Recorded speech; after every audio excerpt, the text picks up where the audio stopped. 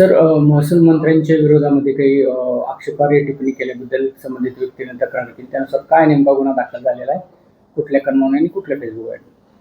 एक त्रिशूल पाटील या फेसबुक आयडीवरनं अश्लील व्हिडिओ अपलोड झालेला होता.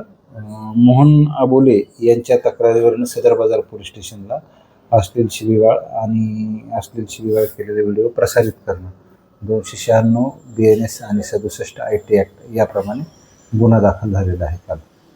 काय पुढील कारवाई? आता आम्ही त्याचा तपास करू. नेमकं ओरिजिनेट कुठून झालेले आहे, तो आयडी धारक कोण आहे आणि त्यात काय निष्पन्न होते याप्रमाणे पुढील कारवाई करणार आहोत.